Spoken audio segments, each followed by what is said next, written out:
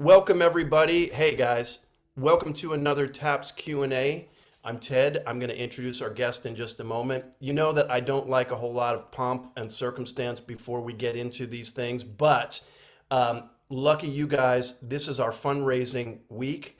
This is our end of year fundraising drive, which you may or may not know about. We started it yesterday. We are now up to $4,290 in donations and pledges for TAPS. As you may know, as you know, you probably know this, we're a different model than a lot of the other percussion, I won't say conservatories, because that would like point to a specific person, so I won't do that, Jeff. Just, different organizations that do stuff online and charge exorbitant amounts of money. We don't do that. We don't charge for any of these things. And so just like if you read like publications like The Guardian actually operates on a per donation basis. In other words, there's no subscription fees. I like that. So if you're thinking about donating, now is a great time to do it. For those of you that are just here for this tambourine raffle, which I don't blame you, which we'll get to in a moment. Sometimes I think about like good like karma, and like if I want my team to win, like Tottenham Hotspur, I might think like, hey, if Tottenham win, I'll make sure to donate to this charity, or I'll do the dishes, or I won't drink like 7 beers today. Think about donating as a means of like building some karma when we spin the wheel. Think about that. Maybe vow that you'll donate $1,000 if you win the tambourine. Things like that. That's right. Come on, you Spurs. I'll show you my new sweatshirt, Peter. It's awesome. I'll get that once our guest starts talking. Anyway, think about, you can still enter the raffle if you haven't entered already. You can buy some more tickets. We're going to spin a wheel around 6 p.m. Pacific time. That's 9 p.m. Eastern, which will be very exciting. Thank you to all of you for being a part of this. All right. If you have questions, please feel free to put them in the chat thread and I will ask them to our guest. If you'd like to speak to our guest, just let me know in the chat thread and we can facilitate that as well. So this is our end of year fundraising drive. And without further ado, let me introduce someone that I haven't hung out with since 2002, 2003. His name is Jeffrey Luft. And here's what we know about him. We know that he makes incredible percussion products. I only recommend his timpani mallets to my students. I only use his timpani mallets. When he told me he was making tambourines, I said, how many models are you making? He goes, well, there's 4 models right now. I said, I'll buy them all. So he sent me these tambourines. I've got a bunch of them here. This is one of them. It's an awesome like teal green and it sounds amazing. It's very cool. So that's one thing we know about Jeff. I last saw Jeff in 2003 when he was at the Music Academy of the West with me and David Herbert on faculty.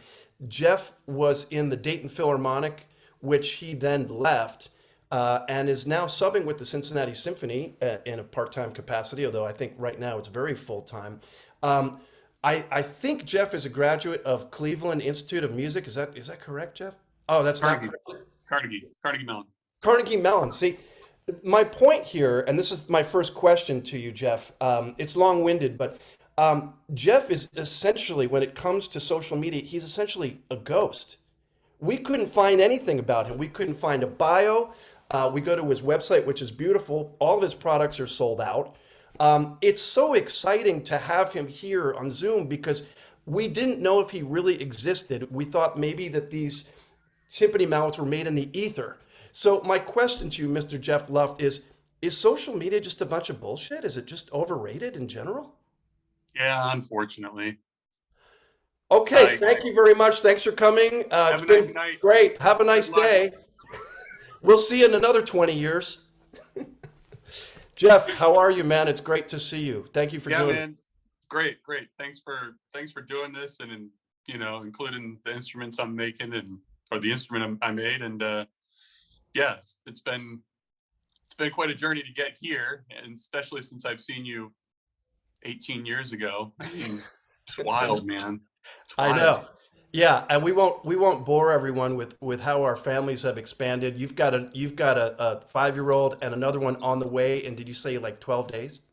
Yeah, January 5th is when it's happening no matter what. So yeah, a couple days. Boy or girl, do we know? Boy, Right on. yeah. Okay. Don't give him any percussion lessons for sure. Don't do that. No, he's Um, gonna be hammering jingles and sewing for sure. okay, good. Yeah. Well, we know that you need help. You need help building and constructing. I don't know. I don't know. Do I? I'm okay. I don't know. I'm okay working at a slower. I do need help and I want help, but at the same time, if things are okay, I'm making enough money. I'm not too stressed out by doing what I like and I'm actually good at. Then you know, that's cool. That's how differentiate myself. If Yeah. I start hiring a bunch of people and kind of not cutting corners, but just lose the focus of each instrument, then it's the same again. So I try and fight that urge to always make more, uh, you know, sell more. It's just I have enough, so it's In other cool. words, being a boutique manufacturer is exactly what you want to be, and you don't need to do it in bulk or make more money doing it. That's not really the goal. I mean, yeah, I would love to sell more and make more, but at the same time, I like doing it. It's not like it's sometimes it can be stressful running your own business. It's like if you don't work, you don't make money. I mean, I know it's like that if you don't show up at a job where you're working 9 to 5, but like literally, if I don't work, then if I'm not shipping products out the door, I'm not getting paid. So that's the stressful part. But I really enjoy the start to finish aspect of everything I make. I mean, I make the cores, the bamboo. I don't grow the bamboo, but as much as I can, especially with the tambourines too. I mean, I don't buy jingles from somebody. I make them myself. So I like that whole process. It's very interesting to me. Yeah. Well, I will say that I'm fascinated by how you do it, and I wouldn't even dare to know all the details of it, but I do know that your timpani mallets are by far the best timpani mallets that I come across, and I really students come in and say like, "Hey, I just got these like $30 ProMark mallets, timpani mallets, Steve Weiss. Is this cool?" I'm like, "It's not cool. You can't skimp." And I think it's actually kind of a shame in a sense that more people aren't enlightened to the fact that like there are timpani mallets and there are timpani mallets. Your timpani mallets are not only is the bamboo really strong, firm, and straight, they don't crack, but then the cores are great. The wrap is really critical, right? Yeah. Oh, And huge. Yeah. now, am I correct in saying if you come across like a commercially made timpani mallet that you just kind of laugh at the level of wrap job? Yeah. I mean, yes, but I mean, I've been there. Like I've been doing this more or less making timpani mallets since, I don't know, 1998, 99. Like, for probably 10 years, it was just me messing around in the garage, trying things on breaks, summertime if I wasn't doing a music festival or coming home for Christmas. My dad had tools. It wasn't like, he didn't have a shop set up to make timpani mallets. But the good thing is you don't really need a lot of tools to make timpani mallets. A lot of it's hand tools. I only use two power tools and they're not even necessary. I didn't actually use power tools until, I don't know, I made a few hundred pairs of sticks. It was all chisels, sandpaper, and a box. I used a box cutter. Um, like one of the I actually have one right here. I Yeah. used this for hundreds of pairs of sticks when I was just messing around to get the skin off the bamboo so I can get it smooth and then apply finish to it. I just that's what I tried. That's what I did. I was like, I saw other timpani mallets at that time, trying to think. Clelander was out around at that time. Adams Duff was around that time, but they used a different species of bamboo. And I grew up in Florida, so I went to plant nurseries and landscaping supply places, and basically just harassed these people, asking them if they had bamboo, and then yeah, bought it and just started doing it. But How was the yeah, quality sorry. of bamboo back then, Jeff, that you were first finding? Oh, it's horrible. Yeah. I mean, it all comes from China. Like, there's no shortcut around that. My bamboo probably is the exact same supplier as JG's, Freer's, everybody's. I mean, at this point, I think. I don't know where they get I it, don't. but I don't think so, man. I mean, I I'm only saying that because your competitors, the bamboo like cracked every time. So I feel like it's either something that you're doing after the fact or a different supplier. it's two things. Okay. Um, and this is where working slow and not being in a rush to sell 7,000 pairs a month is comes to my advantage, because I live in Ohio, Cincinnati. It's very dry in the winter. Bamboo's not, this species of bamboo, it's not supposed to dry, it's not supposed to live here. Like, it's too cold. Right. And then, so once you get it here, it's gonna expand and contract on a very small level. And at some point, the tension's just gonna be too much and it cracks. So the good thing with it being slower, I have the bamboo I have in my basement, I've had for at least a year to 3 years. So if it's gonna split, it's gonna split. Like, I mean, my basement's finished, but like, we don't put a lot of, it's cold down here. It's 50 degrees, 60 degrees, really dry. It's not super climate controlled. In So other words, if it's going to split, it's going to split during the 3 years it sits in your garage before you ship exactly, it out. You pretty much know it's solid when you ship it out. for the most part, I mean, I don't make as much bamboo as I used to, or sell as much bamboo, because it's a pain in the ass. Like, because of that, like, Yeah. I'm still making sticks. Like, I know it seems like I don't, and I just fuck around with tambourines all the time. You But better, man. You better make those stick. so I'm making sticks, and just yesterday, putting together a pair, we put it together. I'm like, these are cool. I look at it, inspect it. The butt end is split. I'm like, okay, throw that one in the garbage. So then I find another one. Then I look at it, the note. The note is split. I'm like, this is why I hate bamboo, or this is why it frustrates me. Maybe not a lot of other makers, because they're more focused on numbers instead of, I don't want to say quality. Everybody's focused on quality. People don't want to just send out crappy sticks, but like, it comes to my advantage of being the sole person working slower and only selling so many. It's not like I'm trying to like make my products hard to get. Right. Like, it's just what I do. It's like, this is my process, and I streamlined it a lot. Like, I am so much faster than I used to be, but I'm also selling more sticks than I used to be. So it kind of stays in parallel as I get faster and I sell more sticks. But yeah, to answer your question, I think just being a little bit slower, and also always working from raw product to, as much as I can, raw product to finished product. That's huge. That's such an advantage to me that I have, that I didn't know was an advantage, because I was doing it from the ground up, and I've always done that. So Yeah. To those that might not know the difference, and that might include me, why is it so important to get that firm and that tight of a wrap with your felt on a timpani head, on a core, I should say? you just it's just immediacy of pitch. Most people aren't going to hear it, but I don't care. We don't really care about most people. We're dealing with people who've been dealing with the instrument for a while, or have teachers who've been dealing with the instrument for a while, and they're like, that sounds better. You may not hear it when you're a freshman or in high school or whatever, but that slight delay or that slap, lots of times that's what the difference is. You know, when you're hitting it, it's compressing, and then it's kind of like, if you did it in slow-mo, it does that, and then you get off the head. If it's tight, it stays like that, and you get off the head, and there's no delay, essentially.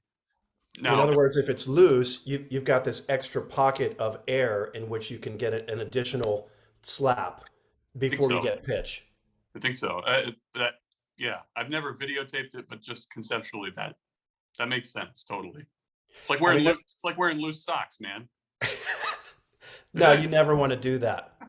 No, you never want to do that. No, I get it. Or loose other things. No, I think that for me, it just makes me feel better about playing timpani in general. I just sound so much better. And you know, you talk to professional golfers or tennis players or violinists, and they'll say like, you can't play on a crappy instrument, and yet I would contend that 75% of the commercially made timpani mallets are like not acceptable for, say, winning a professional audition. Would you agree with that? Sure. Absolutely. I don't know what the numbers would be, but like, you know, like a lot of times it's always like you do something, you know, you wrap a pair of sticks, it's okay, you did it, good. Then the next time you improve it, but generally that's, I don't know, a year, 8 months, 2 years sometimes, and then you do it again and it's mediocre again. I'm not cutting on anybody, but this is me too. Like, Yeah. and this happened to me. The more I made sticks, the more I sewed, the better I got. So, so yeah, the advantage is it's all about the reps. It's just all about getting in the reps and on a consistent basis. And it wasn't always like that. It was like I'd work, I'd take auditions, I'd make sticks every now and then if I had time. And then it slowly got better. It was a very slow process, like 10 to 12 years of slow, not like I'm gonna make the best sticks. I got to do it. I got to do it right now. This is gonna rush through it. What's everybody's secrets? It's just, I really think the secret, and this is along any other thing. You know, it's like it's just slow, consistent growth. You know, it's it. Yeah. I want to get back to more of the process of making timpani mallets, but I think you and I have some similarities in our career in that you have taken a slightly different path. You left your position with the Dayton Phil, is that right? Yeah, a couple. I took like a year off. I can't. I'm horrible at years. It was like 3 years ago. I did like a year off, year sabbatical, whatever. I did 15 years there, 16 years, and then when my daughter was born, it was really challenging to practice, drive an hour to Dayton, drive an hour back, be away from home, still try and make sticks, still sub with Cincy every now and then. It was just absolutely freaking exhausting. Yeah. And you know, at a certain point, you just start to you played the rep. You've done a lot of. I played a lot of stuff, a lot of concerts. It's rewarding. I love music, but you know, you start to think, okay, where's this going? Like I wasn't winning other jobs. I was getting close sometimes, but you know, it wasn't my trajectory was where it was, and I was getting more and more compliments, and I was starting to see, you know, where I have talents in different things. We all do, but like where I really excel is making things and you know, designing things. I don't know, making things, I guess. And I really love it. I didn't know that. And I didn't know I could make a living off it. It took me a while. So yeah, at a certain point I was just, where's the upward mobility?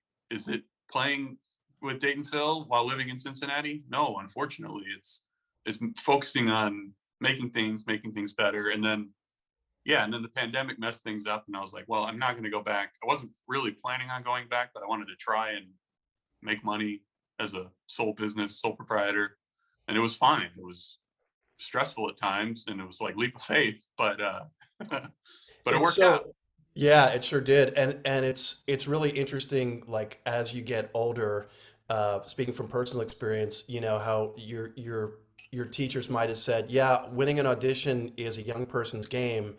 And I remember thinking like, oh no, I can keep it up. I can keep on, you know, trotting out there in my 40s and win another job if I want to.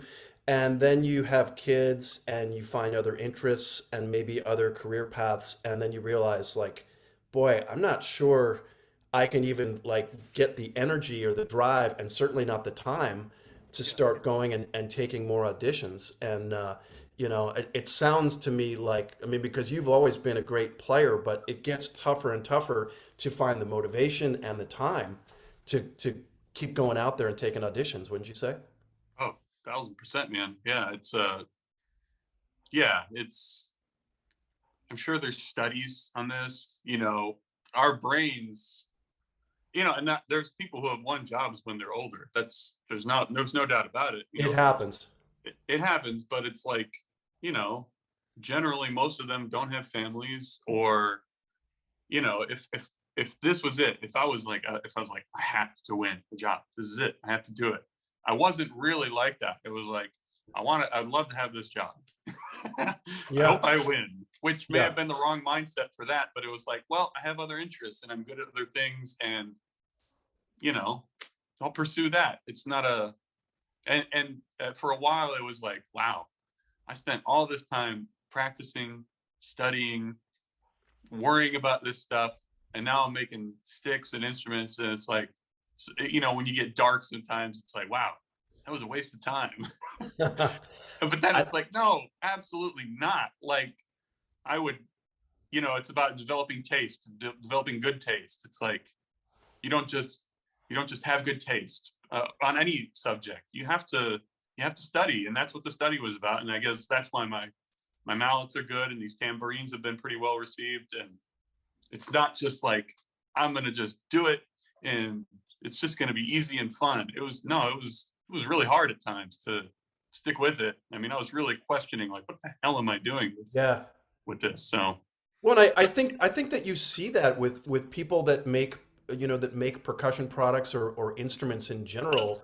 That with percussion, it feels like it's really important to have an understanding of what the sound is, what the specific nuance of the sound is, and how it should feel in your hand, and all that experience that you had in school and taking auditions led to your ability to make this high level product, yeah. without question, right? Oh, of course. And yeah, and that was like that chapter of listening to rep, taking auditions, playing for people, constantly refining those aspects. And I was doing some stick stuff.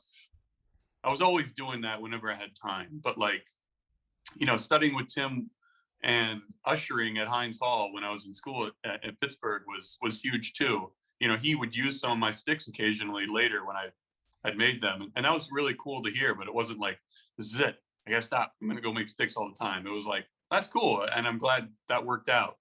But so that chapter was all about studying and practicing. And then maybe around 13 14, around 2013 2014, I was kind of like, all right, I don't want to ever take another audition again. so I sold a lot of my instruments, practiced marimba, all my drums, all my triangles, because when I played with Dayton, I used their gear. If I played with Cincy, I used their gear. It was like, what do I need this shit for? So yeah, so I sold it, and I just bought tools. And I've always been interested in making things. Obviously, I guess I never thought of myself as somebody.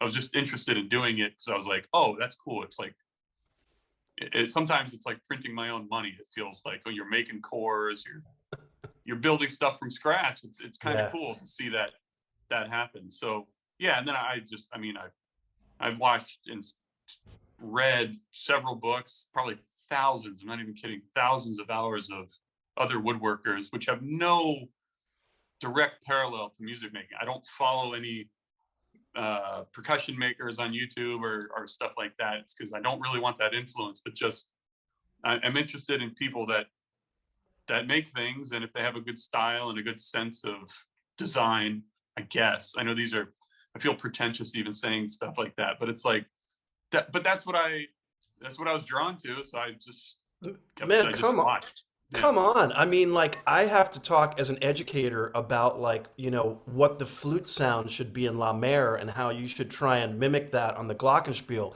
Doesn't that sound pretentious? I mean, that makes what you're talking about sound like, like woodworking, high school woodworking class. That's not pretentious. Yeah, I don't know. I don't know.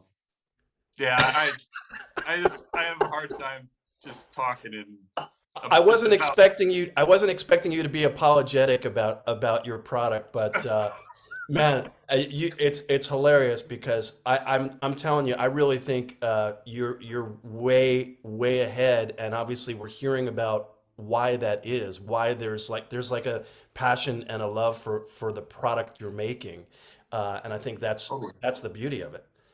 Man, how do you deal? I mean, like, listen, I feel like I've experienced this a little bit. You know, when I got my job in Chicago, I had plenty of. It felt like I had plenty of detractors.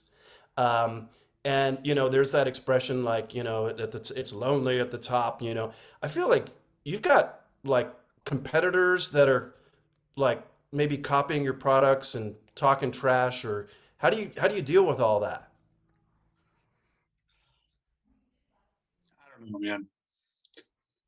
Is it It, difficult? Is it difficult when you feel like people are like copying your ideas and stuff? here's the thing. I don't think I'm original, like at all. I think I am in certain nuances, but like the difference is I don't say anything about my products. I don't say this is going to win you an audition. I don't say this is the answer to you why you can't play in tune or have uneven hands. I know that's bullshit.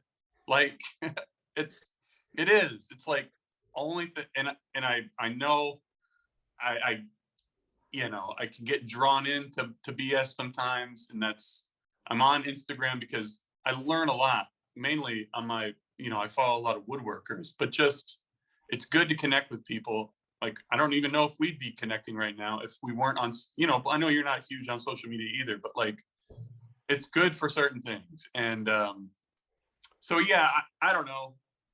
I definitely always feel like my products can be better. And that's all I should focus on when I'm in that headspace is how can this be better? You know, I made every time it's a little different. I wish in a certain way. Like I know I can wake up in the morning and just not even think about making a pair of sticks and it can go good because I've done honestly at this point probably 15,000 pairs of sticks. Wow. 12 maybe 12 to 15,000 pairs of sticks like that I've sold. That's and before that, I made horrible sticks for myself and my friends for years.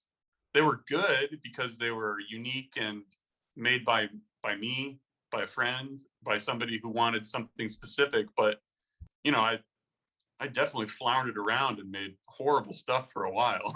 So, Yeah. But but let me, yeah, I try and just try and you know just try and be consistent. Like that's the hardest part, even from pair to pair.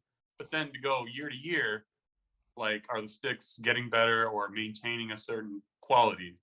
That's so let me put some words in your mouth then. I imagine that you resent when other companies like your competition say, hey, look, this person uses these mallets and they won the job because of this. And if you buy these mallets, you'll win the job.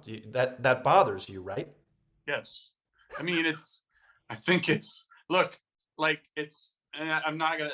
You know, you can talk about companies like Vic Firth and ProMark that are just like they're huge companies. Like you can get a 401k working for these companies. That's amazing. Like I have to buy my own health insurance. It's like I know. that's not a complaint, but that's just the reality of it. It's like It's like a whole different so beast. it's a whole different beast. There's that. So like yeah, I always thought that was odd, and I still think that's odd. You get a lot of people who already have success, and you give them a bunch of stuff, and it's like I don't know. I try and treat everybody equally. It's like if you're in high school, middle school, or a professional, if you order sticks from me, I'll put it on the list and I'll make them. It's like that's how I would want to be treated. Yeah. You know, if I was ordering sticks from somebody, and it's yeah, it's it's hard, but We got a question from Instagram related to this, and the mhm. question is, what's the hardest part of competing against the bigger companies? And I guess my add on to that question is it even a competition? Is it even worth like trying to beat? You know, if they are a different beast altogether, do you even try to compete with them? Oh, Yeah, like you know, I guess I've been doing this like full time or all my time. Like, you know, you practice when you need to practice at this point for me, and which is not. I don't feel comfortable doing that. I don't like doing that when I'm going to work to play music, but that's what I have to do. And I because I still love music, and if if I'm still going to go play music, then I need to practice a certain amount. But all the other energy is going towards making the products. And yeah, I don't really think about bigger companies, even companies that have a couple employees. It's fine. I know they're struggling too. like we're all what's incredible is that we're all selling sticks. Yeah. That's incredible, I think. Like, Oh yeah. I think that's amazing. So I'm still amazed that every year a certain amount of people buy sticks from me. And Yeah. I know that makes sense because new kids are coming in. People I've sold to over the years are looking for something hyper specific, but I'm still amazed that people buy sticks Yeah. every We year. had Jason Haheim of the Metropolitan Opera at TAPS a couple years ago, and in his master class, he lined up like, maybe 50 pair Hmm. of your mallets. And I asked him explicitly about his mallets, and he said, it's either I wrap my own mallets or I use products made by Jeff Luft. That's it. Nobody else. And I was like, right on. That sounds right to me based on what I'm seeing too. But that confirmed for me that you're making stuff at a much higher level than other people. Yeah, it's really impressive. Hey, I Thanks. want to make sure I do want to get to talk about tambourines, and that's a good segue for me to say we're going to be closing our raffle at 5:40 my time. That's California time. That would be what? 8:40 Eastern time. So if you're really hankering for this tambourine, maybe throw another couple of bucks in for that tambourine. We're going to be closing it. We're going to be spinning the wheel at 6 p.m. Pacific, 9 p.m. Eastern. Our man Harrison Honor is setting up the wheel. I will spin it because if it's Harry, it could possibly be, tampering, dangling chads, that sort of election fraud sort of thing. By the way, I invited Dave Herbert to come here. I was hoping he'd show up because he would give a long lecture about getting vaccinated, which I also believe in. But he's not here. But anyway, this is going to be a fair wheel that we're going to spin. That's the whole point about this. Jeff, I do have one complaint for you about your timpani mallets and your tambourines for that matter. Is could you please on your website? I know you're busy right now, so I'm not. I feel like my dad here because Ted, you really should do this. It's like, yeah, Dad, I'll get to it. Can you create a system in which, because I know you color code the inside of the bamboo on your Hmm. timpani mallets, can you create not a system, but just a labeling thing on your site that says this green is this mallet, Oh this is yeah. this, because I love all your mallets. I've got about 30 pair, and I don't know what any of them are called. So I just say to students, here, try this one. And they go, yeah, this is good. I go, okay, borrow that. And then I never get it back because there's no labels. Like, okay, I guess that's on me. I should put my name and some tape on there. But like, all Oh, my shit's gone. It's yeah. all my students have it. I'm sorry. That It's your fault. No, it is, and it's all like I don't know. It's like I work pretty hard. Yes, I know. I know. I know. I'm giving you a guilt trip. No, no, no. I was gonna say, but I'm pretty lazy. Like Oh, I'll do as much as as little as I can but as much as I can into the product, which makes no sense. You're totally right. People ask me that, and I'm like, yeah, green is leather. Duh, it's lime green. Lime is for leather. It, and then hold on. the Let me write cork, this down. Hold on. Hold on. yeah, I got four. Lime is for leather. Okay. Yeah, yeah, lime green leather. Keep going. Keep going. Canary yellow is cork. Oh, that's obvious. I should know that, right? Yeah, yeah. Canary yellow is cork. Okay, canary yellow is cork. Okay, I don't that's think alliteration actually goes through the entire line, so that might be the end of it. in But other words, there's no rhyme or reason to your system. no, my wife has much better taste for colors and design and stuff, so she picked the colors, but it happened to be canary yellow, lime green. Man, I'm telling you, I love the way the product looks. I love everything about it. Just give me a system so that I can figure out what this stuff is. I'll do it. Yeah, you're right. I'll take pictures and I'll put it on there. You're right. Okay, can you come over to Cal State Long Beach and look at all my mallets and label them or something? Well, once you know, right? So if it's, do you want it on the stick to say leather? I'm gonna eventually, once I know what these things are, I'm gonna put a big fat label on them that's gonna interfere with the stroke and everything. But I want to know what they are.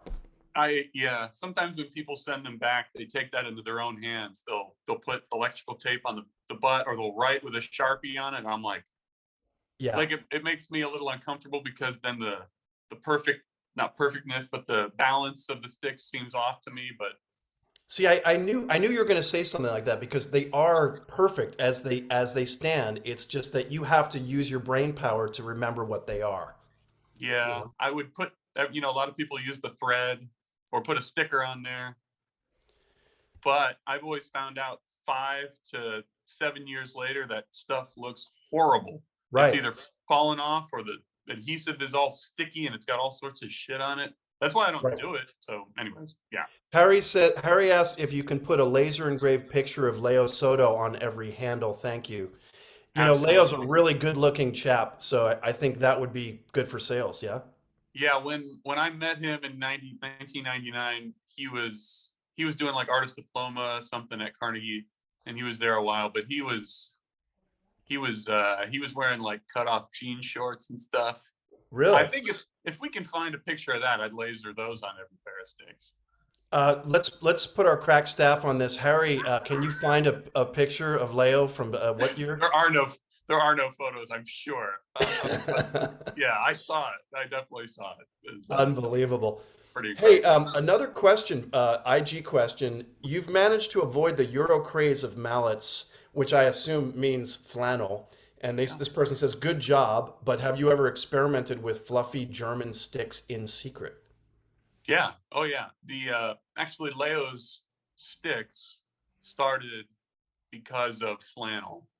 Like when Marcus won New York, and I don't know, I didn't want to write it off. I never used that type of sticks, coming from a Cleveland background.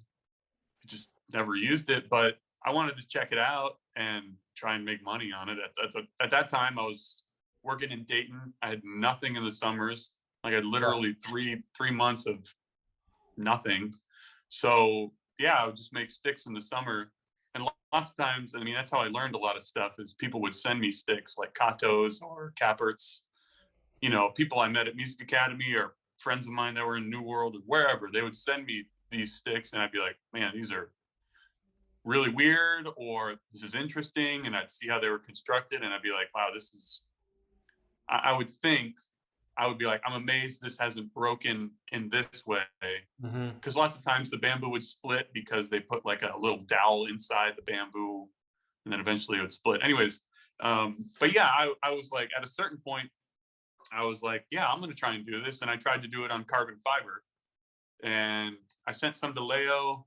This was when he was in Charlotte, and he took it off because he didn't like it, and he put some of his felt cores and some other leather cores that I made on those sticks. So yeah, that actually turned into a good thing. Like I tried to do it, and I still make custom sticks for people every now and then who want flannel, because I have a couple hundred pairs of flannel out there that I made. But yeah, for the Interesting. most part, I was like, stick. At a certain point, you got to be like, stick to what you know.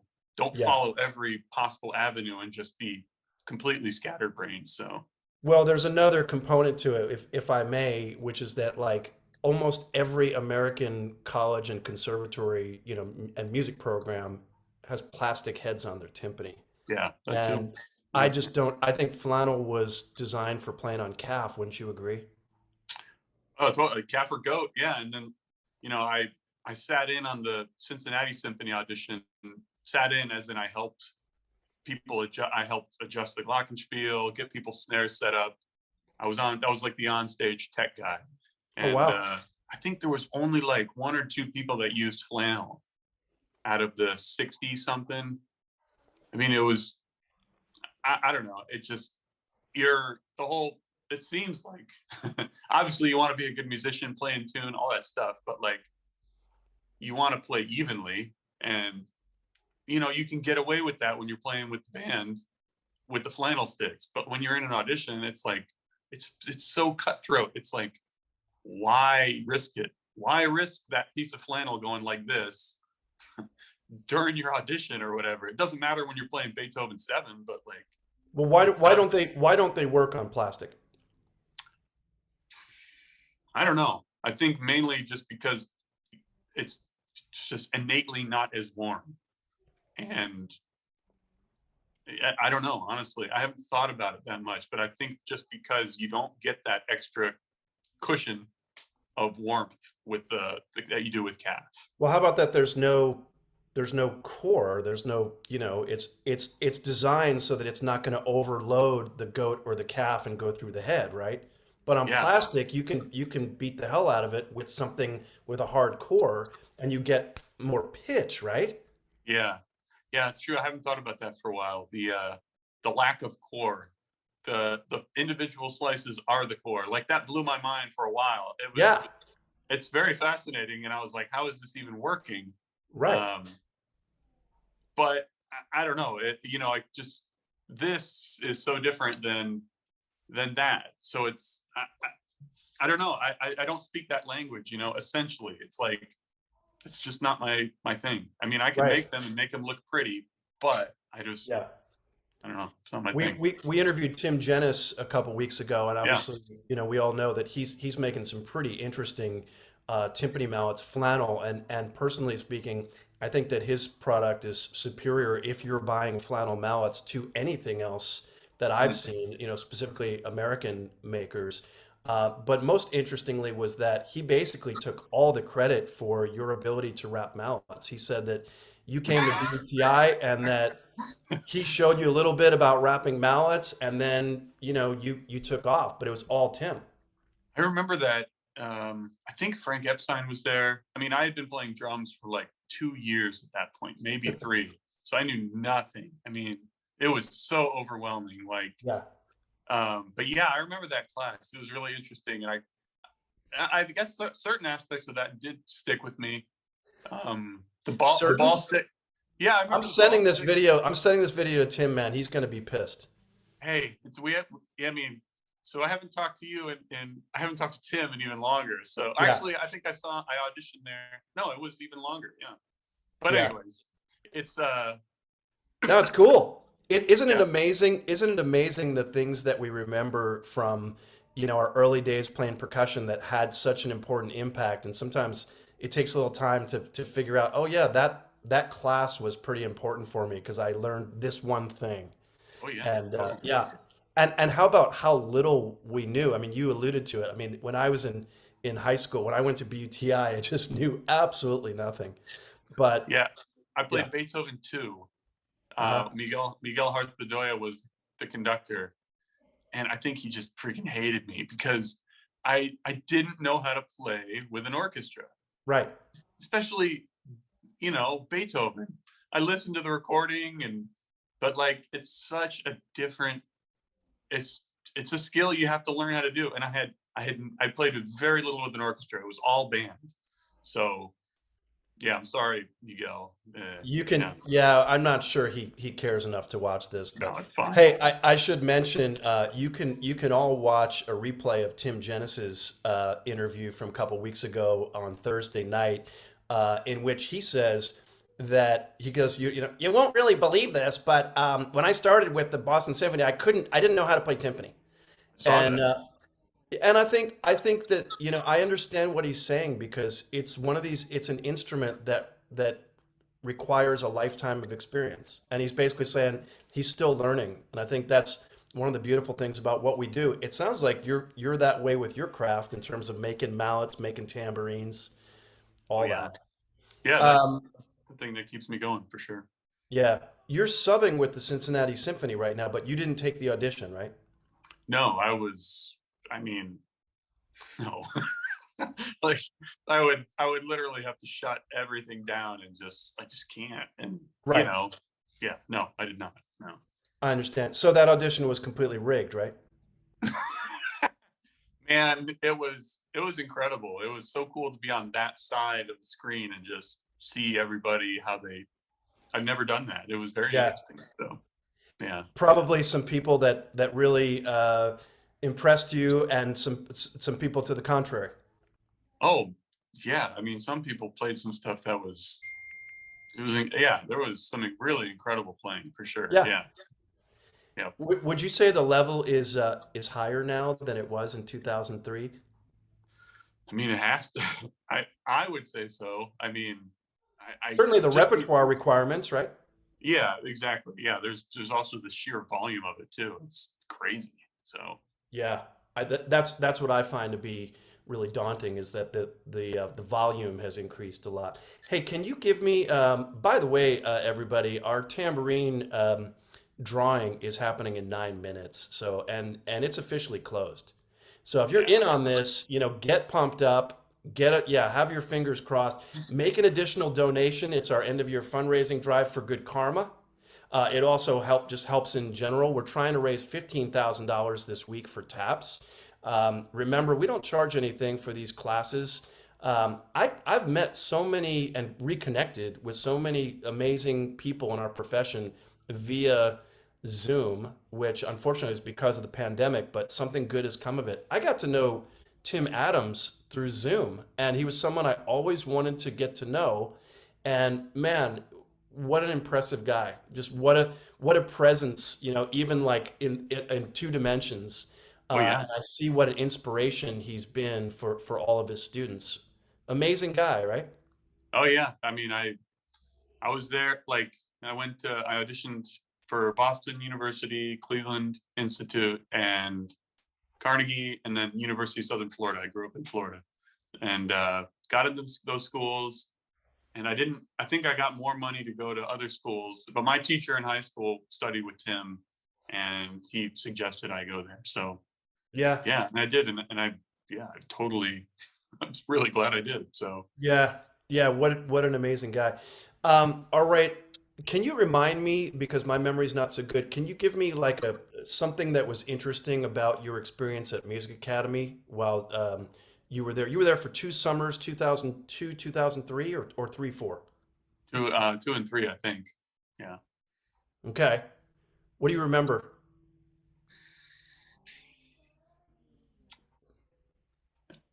Put you on the spot there. Nothing. You don't remember anything. No, I Same remember a thing. ton. Oh, I okay. just, we just had so much time to like, I mean, that was cool. In a way, it kind of ate me up a little bit because I wanted to play. It's like Yeah. I wanted to play rep, but we had so much time to just do whatever we wanted, and that was great. I could, Yeah. I mean, that was exactly what I needed. And then getting lessons with you and David were, I mean, it was icing on the cake. It was fun. It was really fun. Like Yeah. that was such a great time. I'm glad to hear that. Yeah, it's funny. It became something quite different in terms of the activity, volume, and just the amount of work happening. So it's changed considerably. But yeah, to be honest, what I liked about it was that it was nice and chill, and It we was could hang super out. chill. We do it. Yeah, we got to hang out. I mean, it was a good group of people every year. I mean, Who was there? Who was there with you? first year it was Eric Shin, Blaine Inafuku, John Ostrowski. Yeah, Did I get his name right? Big Yeah. Country. Yes. I missed that guy. God, I love him. Yeah. We had a ton of fun. I remember doing a fundraiser somewhere where I did beatboxing and he rapped The Marriage of Figaro. No. Yes. Remember that guy Bob who was like a nuclear physicist or Bob something? Weinman. Yeah. Yes, he set this up. So that happened. That was cool. That was pretty. That was just another day in Music Academy. I knew we'd get somewhere with this line of questioning. Wow. And then the next year was Fred Morgan, Nathan Birkin, and Singer. Oh, Jonathan Singer. No, not Jonathan Singer. It was the I'm other sorry, Michael Singer. Michael Michael Singer. Singer. Sorry, Yeah. got that wrong. Was Dave Bergman there? No, I think he must have been a year or two after. Okay, okay, got it. Yeah. Sorry, everybody. Just a little, going back into the past. I just needed to refresh my memory on this. Um, Wow. Hey, so let's talk about. We have some questions about timpani mallets, but I think because the tambourine drawing's coming up, let's talk about these tambourines. So let me Okay. just go back. Let me just go back. We've got this this teal or sort of greenish color. I love this tambourine. I've got this black one here. The only thing that makes it distinguishable is that hopefully you can see that it says Luft there. That's the only label. So again, I have no idea what's special about each of these jingles. I know I Sorry. love all these tambourines. I don't know what they do. I don't know how to use them. I don't know if they're for soft or loud. You know, it's. I love playing them. It's I just think like your that's timpani mallets. I think that's bronze. The first one's brass. Oh, hold The on. Let me aqua write one's this brass. down. Yeah, get a big old fat Sharpie and write it on the head. Write it right here. Yeah, and then I've got this one over here. I think I've got another one that's not here. What's this one with the wood here? That's This, the wall. I made that one. I bent that shell. That's German silver. It's all German silver. yeah, right. So this one's yeah. So this is my soft one, right? Super pretty. Yeah, really. It doesn't get super loud, but it's very, very pretty. Okay, let me label this as well. All right. Yep. So what? Tell us about the origins of these tambourines. How you came to the idea. Uh, well, it's all because of the pandemic, honestly. Uh-huh. We had, with my daughter was 3.5 at the time, and then we had no daycare, couldn't go to work. My wife runs a nonprofit dance organization. They shut down, so we Yeah. were all home, of course. And I saved thousands of beer bottle caps over the years.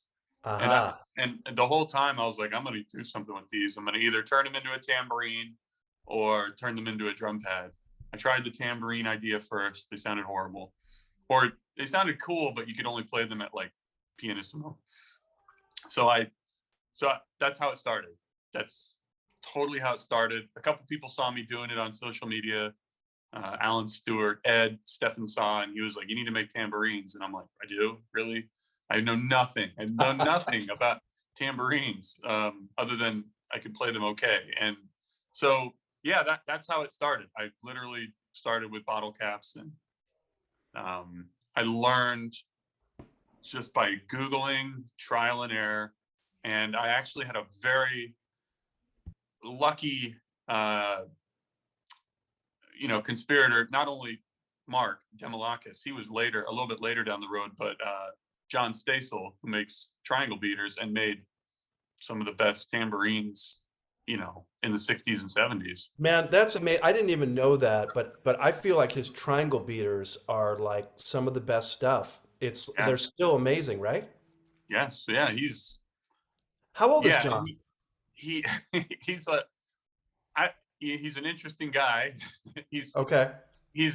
I think he worked for, as a physicist for like Bell National Laboratories, semi-pro percussionist, just somebody who just, I don't know, he like runs on hyperdrive, loves learning.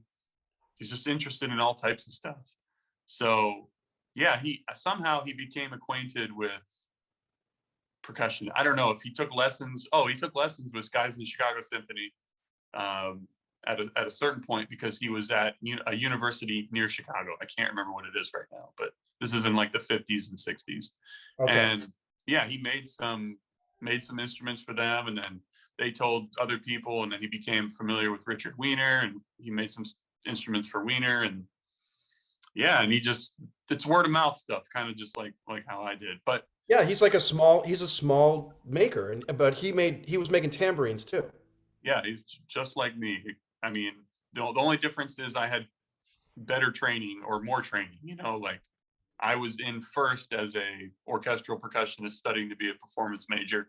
He was being trained as a physicist and liked percussion, you know what I mean? Right. So How old is yeah, he? I bought one of his instruments. I sold my Black Swamp stuff, like I said, like in 13, 14, when I was like, I'm done with this shit. And so I sold all those, and then I bought one of John's instruments because I heard he was making instruments again. And it was good. Like, it was different, and I wanted just something different. So yeah, I bought it and we corresponded a little bit via email and said he was working on something like what he made for Wiener back in the days. And I'm like, cool, keep me in mind. Then we had our daughter, years went by, and then here we are, a year and a half ago, and I was like, oh shit, I should send John an email and see if he'd be cool, because I'd made a few hundred jingles at that point, and I was like, I didn't know what I was doing. Like, I literally didn't know what I was doing. I was just doing stuff, trying it. And so I told him I was making stuff, and he's like, send me a video. And they sent him a video, and he checked it out, and then he was like, oh, you should try this and this.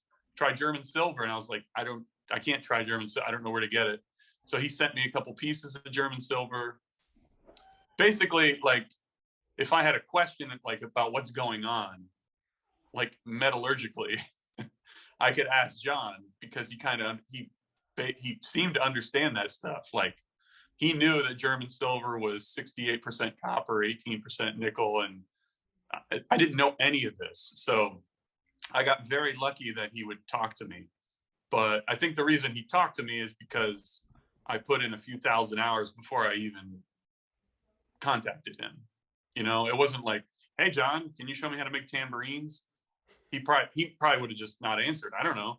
But I was like, I've been doing this and trying this, doing this. And he's like, then we started talking. We talked a lot. So that was Stessel is the only guy in our field that's beating you at being a total ghost. Like, we he's just don't amazing. know. He's incredible. I mean, I don't know. I didn't know he was still alive. I don't know how old he is. I don't know anything about the guy. But He's 84. Yeah. He's 84. Yeah. And he talks like 1,000 words a minute, and he's sharp, way sharper than me. So, which isn't hard, but he's like sharp. I would love to talk to that guy, because I've been using Stessel triangle beaters now for like 35 years. Like, Yeah. and they're still really good. Yeah, totally. I know. He's yeah. We should hook you guys up. Yeah, I mean, whatever. That would be amazing. Yeah, it's like the metal that he's using is a little softer than a lot of the other stuff, and so it just makes it a little more sensitive for your soft playing, for your rolls, right? Yeah. Yeah. And yeah, he sent me like 100 of his triangle beaters, and I sold a bunch of them for him. This was during the pandemic, and I was just putting them on social media to sell stuff for him. And yeah, it was cool. It was great to see them all, and stuff that I hadn't seen. He had brass, different sizes that I hadn't seen. So yeah, he's still doing that. And he's like, yeah, I'll tell you, we can talk about tambourines, because they're a lot of work. And he's like, I can totally, like, I can make way more money selling triangle beaters. And I'm like, cool. Like, I mean, and I understand now that I make tambourines, it's like, it's unbelievably meticulous. Like, whatever, you can make a tambourine and it'll be okay, but certain nuances, there's no shortcuts. So he said that he can make more money selling triangle beaters than selling tambourines. The materials for triangle beaters for him are like a quarter. I don't know. It's very, very, very cheap. But but it's all about the process, the balance, and the materials. It's like, it's that easy, but it's not that easy, I guess, So in other words, when you price your tambourines at the price that you do, you're not actually making a ton of money. You're making some profit, but like, it's not an exorbitant price based on what you're putting into it, right? Yeah. I mean, I would love to sell them for more, and I think I could, considering the amount. It's like, now that I make them, I know where other makers stopped. Like, stopped meaning they stopped in terms of the developing better quality.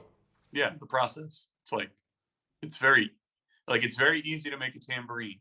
It's very hard to make a tambourine 5% better than all the other tambourines. Wow. That's what I've figured out. I mean, yeah, there's a lot more handwork involved. That's the secret, I guess. I don't know. It's like, they don't make, bigger manufacturers don't make them the way I'm making them, because it's not a good business model. It's not an efficient. It takes time. You can show somebody how to do it, but you got to hope that they do it the way that you do it. I mean, there's It's at a certain level, it's all about nuance and Well, process, it's knowing kind of the crazy because, in my mind, there's only two makers of tambourines prior to you making tambourines that like you could potentially use in an audition setting for an orchestral audition, and that would be Grover and Black Swamp. yeah, yeah, and Uh, they do make some good instruments, and the really good instruments. And the thing that drove me nuts is that if you wanted a really good instrument, this is like timpani mallets. That's the reason I started doing timpani mallets too, is you want a timpani mallet a certain way, you order it, you hope you get what you what your friend has or your teacher has or what you heard on the recording, and it doesn't generally doesn't happen like that. yeah, Like yeah. I don't know, you either got to get an early model. That's when I was joking with you about not having anything on the tambourines. The Right. early models are always sought after, Oh but yeah, I've got them. you know why are the early models sought after? Because Um, yeah, go for it. can I? How many guesses do I have? Oh, whatever. You're running the show, man. Well, let me see. Because no one knows what they do or what they're called, and the color's interesting. I give up. It because they spend like why are Stessels like the instruments that Wiener used in the Cleveland Orchestra and the guys in St. Louis used from Harlan, really good Yeah. early Harlans. Yes. What's the difference? The difference is that they made those instruments from start to finish, and you Yeah. spent a lot of time on it. That's Yes. it. Yeah. That's it. Like you put more time into it, you put more thought into it, you work more on the design.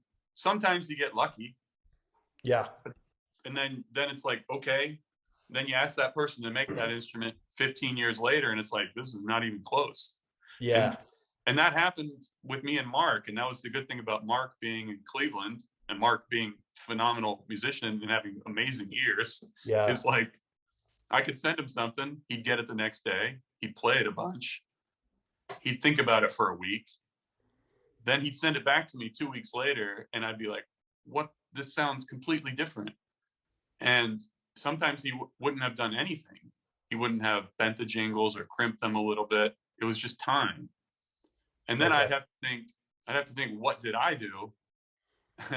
Because it would be like, oh, this is good, or this is even better now that it's had time to open up and the metal's time to open up, Or be played in whatever. or something. Yeah, totally. You got to play it in sometimes, but you have to play in every instrument. But So what are some yeah, of the things that what are some of the things that he suggested or some of the things that he did that made the Demolakis model say different from your earlier models? yeah, he would say things like we need I want the jingles to connect more to the head. What does that mean? Exactly. Or or what I would say is like, okay, how the hell do I do that? Or how do we Right. do that? So um yeah, and so I mean How do you do that? I'd make 5 instruments using various metals, various dye. I mean, I made my own dyes. You try different thicknesses, different types of brass, different types of bronze. I mean, I just experimented with tons of things, sent them to him. He'd play them for a while. We'd send videos back and forth. That was it. I mean, it was just trial and error on a rapid scale. If you're Yeah. working with a bigger company, it's slower because they're bigger. Yeah. You know, I can do it. I can talk directly to the person, and we can figure it out. I mean, we were running in circles sometimes and scratching our heads a lot because it'd be like metals are confusing. I mean, So you'd have to be switching up metals on a specific instrument on the shell and switching up the metals and making sure that you had the sound you wanted. yeah, sometimes, and then sometimes it'd be we'd use a metal that was 1,000th of an inch thinner. Then sometimes I'd try a metal that's 1,000th of an inch thicker, and I'd be like, "This is it. This is gonna be it. This is it." And then it would sound like crap. And then he'd And say, "I then want the jingles connect more to the head." and I totally, it's like you get to a certain point, you hear way more head than you hear jingles. Yeah. okay, so how do we fix that? I don't know, other than try shit, do it again, try shit, do it again, wait, try again. That was the only way I knew how to do it. And the thing that was maddening is that I had to make 36 jingles. Yeah. Like, it wasn't just like, yeah, sure, I'll just try a different, with timpani mallets, you just sew it, and then I nearly lost my brain a couple Man, times. well, I have seen that instrument because my student Jonathan Weisner has one, and Oh, it's cool. got a really sweet looking label on it, which is like it says Damoulakis and Luft, and it's like, man, I want that. Do you have one of those instruments handy? Do you have one of those? Oh yeah, it's in the other room. You got me to go get it? Yeah, why don't you go get it because we should see it before we do this raffle. Hey, Harry, have you updated our wheel to reflect everything? That's fantastic. Can you throw that in the chat thread to me? That's great. Yeah, so that there's no tampering, this is a two-person system. Harry's created the wheel. He's going to send it over to me. I'm going to spin the wheel. Uh, Where is Weisner? Oh, Will Hudgens is here. Here's a really good tambourine player. I learned everything about playing tambourine from Will Hudgens. Speaking of a ghost, are you even here, Will? There you are. Hey, man. Say hello. Say hello to Jeff Luft. Can you unmute yourself, Will? Where is Will Hudgens? Oh, there he is. There he is. He's in Jeff, the cabin. Hello. everybody. Jeff, hi, Jeff. Hey, Will. Hi, Ted. How you doing? Thanks for dropping in. Well, I couldn't miss this. Although I almost did because I had trouble getting here, but here I am. Would you like to give us some really incredible comments about how to play the tambourine in three short sentences? I would love to. Always hold it in one hand. Don't get a rhythm when you shake it, and play your tambourine. Thank you very much. You heard that here first. Thank you. You heard that here first at the TAPS Q&As. Our special guests always offer words of wisdom. Thank you very much, my mentor and good friend, Mr. Will Hudgens. Will, you're just in time for this drawing, which is about to happen right now. I'm clicking on something called, about that. yeah, so yeah, let's talk about this for a second. I'm clicking on something that's called Wheel of Names. Now, can you guys all see this? Oh yeah, cool. Now, this has been a really amazing thing, Jeff, because you have no product in stock. Look at how many people entered this raffle. Those are all names right there. And everyone that's here in this raffle is so bummed out right now because they thought they had a good chance of winning this thing. And now they realize this is like needle in a haystack type of stuff, man. Isn't that Sorry, flattering? I'm working on doing a lot more, but it'll be next year. Sorry. Okay. Yeah. Well, here we go. I want to say thank you to everyone that entered. Only one of you can win. Can you show us the instrument first of all? Actually, why don't we spin it and then we'll let you show it, right? So you can get on full screen there. So I'm going to spin it, and here we go, everybody.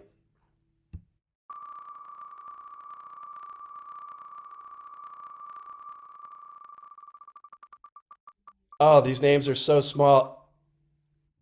All right, it's Tung Kai Young. It's KY. Congratulations. KY is what he goes by, and that is awesome. Congratulations. I did notice that Grant Gibson, who's here, was just so close to getting it. I'm sorry, Grant. Show us this instrument that KY is going to get. He lives in Singapore, by the way, so there'll be some shipping costs involved. I guess we'll have to pick those up. Yeah, I was hoping he didn't win for that reason, but we'll deal with it. Oh, you're muted. Are you? Okay. There you go. Yeah, there's the little label. I love that label. That's a beautiful font. I love the whole thing. I want one of those so badly. Thank you. My wife designed it. I harassed her, and this was the first thing she made because I was like, I want to do this. Mark's cool with it. Let's do it. And yeah, the first thing she made, I was like, yes, that's beautiful. Thank you. So yeah, I hand punched those in with a punch each model, and yeah, this is German silver and bronze, staggered but still stacked. Gives it a nice Man. mix. So Oh cool. man, that's Yeah, the man. that's the Damoulakis model, right? Yes. Yeah. Unbelievable. How do I get one of those? I've been, I know it seems like I haven't been doing, besides, playing music. It's, I've been trying to make a whole bunch. I mean, I have a box of, I don't know, 300 in that box that I've been doing a little bit here and there. And then I don't know if you've ever heard of Cask Drum. Yes, I have.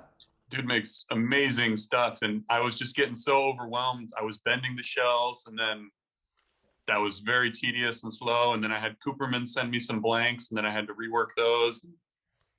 So I reached out to this guy, and he's done amazing work. He sent me 12 or 15 of them last month, and I sold them because I owed people instruments. But he's making a whole bunch. I ordered 50, so I'll actually try and build up stock before, in the next couple weeks, months. How many orders do you have for these?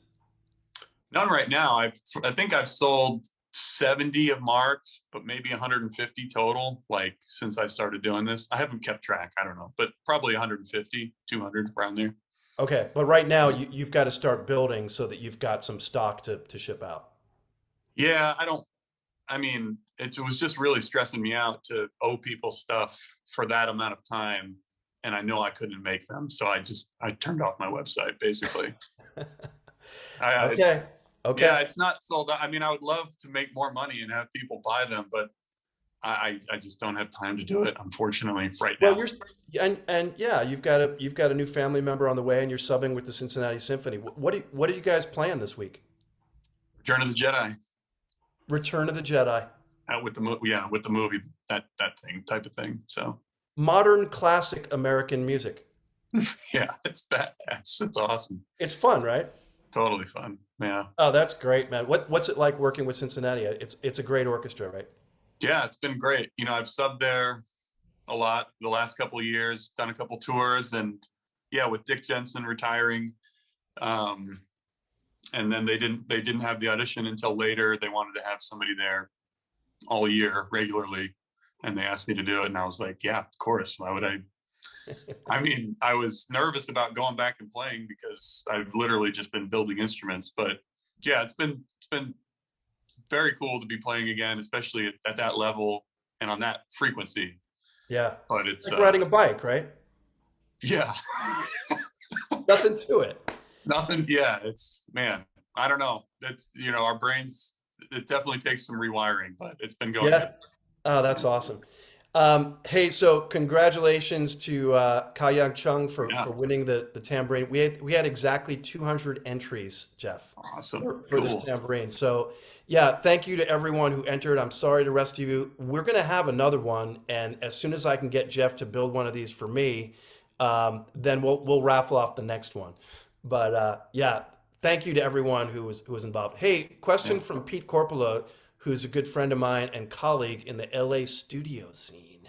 He says, does the bearing edge make any difference in your tambourines, and have you experimented with different angles / shapes?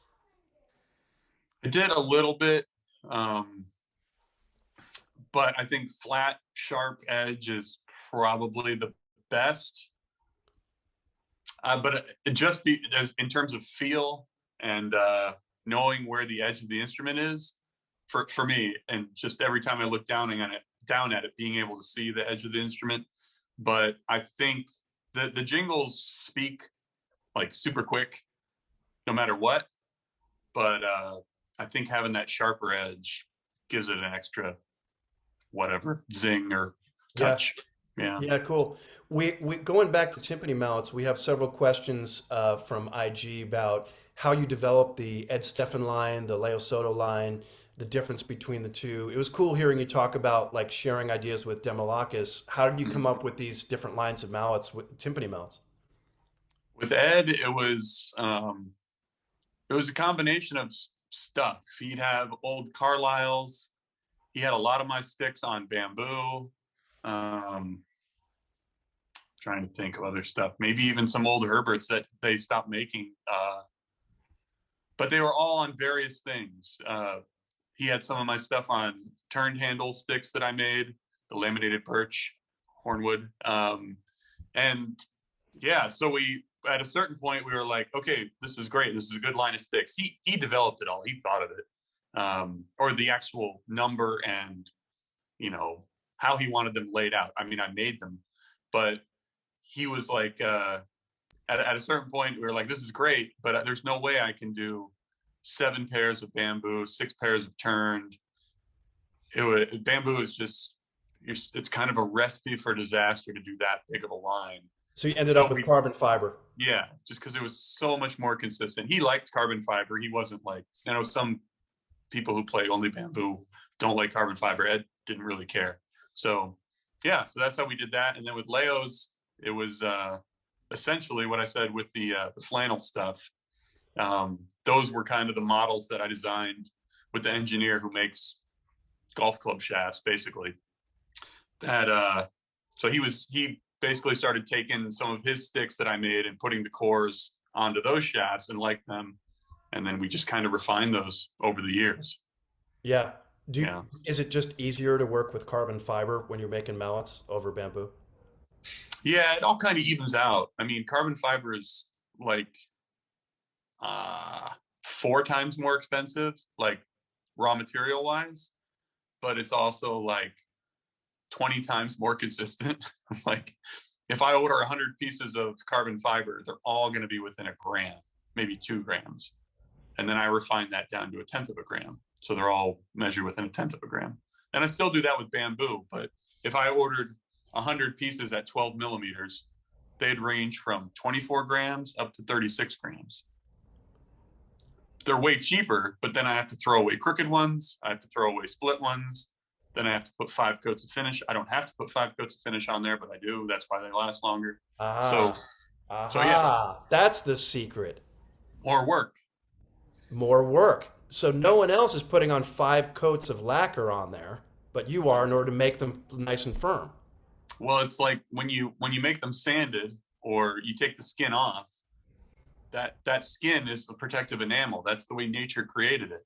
So when they sand it off to make it look pretty and uniform, you're basically taking off that protective layer. So my thought was, well, I need to put something back on there to protect it. I tried all kinds of stuff. I mean, I tried different oils, different polyurethanes, everything. I mean, so I settled on one thing, but yeah. And what is that thing? It's polyurethane. Doesn't matter. Polyurethane? Like People can go- 5 layers of polyurethane. Yeah, Okay, I'm writing this down as well. Thank you. go for it. I'm gonna start. Yeah, I'm gonna be your rival, and I'm gonna do lots of trash talk on Instagram about you and stuff. It's all good. Yeah. And don't steal any of my ideas, man, because then it's war. It's all good. Oh, man. You're so cool, man. You're so relaxed about this all of a sudden. Notice I said all of a sudden. Hey, I know you don't want to make any mallets for another person right now, but someone asked on Instagram, who would you love to make a line of mallets with next? Is it Will Hudgens? Absolutely. Yeah. I don't know nothing about vibe mallets, but I'm sure Will knows a ton. And I don't know if he does. He knows a lot about the vibes. this is true. About And playing I them. don't. Yeah, he's good. Yeah. Yeah, if you had to choose someone, if you had to choose someone, this person wants to know, who do you want to make mallets for? What line do you want to make next? I don't know. I How don't know about if I want to. How about some a German player who plays with flannel, just to make your life really, really annoyingly, difficult? There's plenty. There seems to be plenty of that out there. And I don't know. Yeah. What's going to be the difference would be my question. What's going to make it?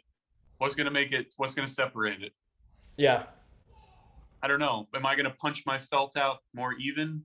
At a certain point, it just becomes about balance, and I don't know. It just becomes about balance. But there's not as much artistry in that as opposed to sewing felt. In other words, you've already kind of created some really good lines of mallets. There's really not a need to create another one at the moment. Correct. I would like to just refine, and continue to improve what I already have. I'm totally fine with that. I get that. Yeah, and you got to fill those orders, and you've only got like 11 days to start doing that because day Yeah. 12 you've got Jeff Jr. showing up. So Yeah, yeah, it's yeah, it was they're like at that time I was playing in Dayton Phil and my business was okay. It was horribly stressful trying to work through that and fulfill orders. And so yeah, it should be a little easier this year, I hope. I don't know. We'll see. okay, man. Well, keep me on your list, man. I want to get one of those labels on my tambourines, and It's I want that color coding system so that I gonna know what I've got, I'll and do I it. want to buy everything you're making, please. Thanks, man. Jeff, it's great to talk to you. You too. It's great you confirmed for me that your passion for this is what makes your products superior to just about everything else that I can find. And now you're entering tambourine land, and people are really excited about it. So Thanks. yeah, thank you for joining us. This has been really informative and Awesome. great to I'm catch glad. up with you. Yeah, you too. I'm glad it worked out, and I'll wait to hear about KY's address and stuff and ship it off. So Awesome.